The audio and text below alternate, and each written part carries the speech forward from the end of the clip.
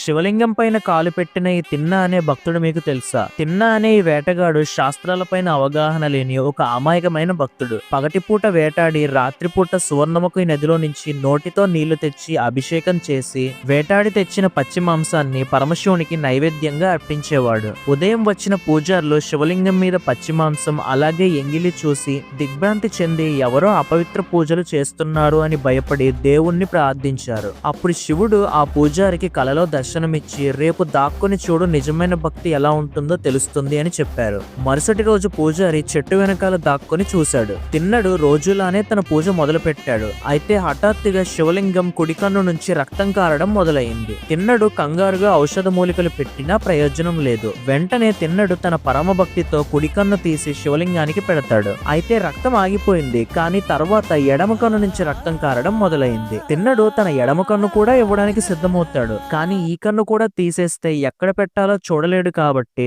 ముందుగా శివలింగం మీద కాలు పెట్టి దాన్ని గుర్తుగా చేసుకొని రెండో కన్నును తీసి శివలింగానికి అమర్చుతాడు. ఈ పరమ భక్తి చూసిన పూజారి ఆశ్చర్యంగా అక్కడికక్కడే నిలబడిపోయాడు. తక్షణమే శివుడు ప్రత్యక్షమయ్యి తిన్నన్ని దగ్గరకు తీసుకొని తనకు మోక్షం ప్రసాదించారు. ఈ కన్నప్ప మీద ఒక సినిమా కూడా తీశారు. ఇది జరిగిన ప్రదేశం ఆంధ్రప్రదేశ్ లోని శ్రీకాళహస్తి. కన్నప్ప తన కళ్ళు అర్పించిన ప్రదేశాన్ని కన్నప్పేశ్వర కొండగా పిలుస్తారు. అక్కడికి చేరుకోవడానికి సుమారు 325 మెట్లు ఎక్కాల్సి ఉంటుంది. పైన భక్త కన్నప్ప ఆలయం అలాగే ఆలయం పైన శ్వేతవర్ణంలో శివపార్వతుల విగ్రహాలు దర్శనమిస్తాయి. మీరు కూడా శివుణ్ణి ఆరాధించే వాళ్ళు అయితే ఓం నమః శివాయ అని కామెంట్ చేయండి.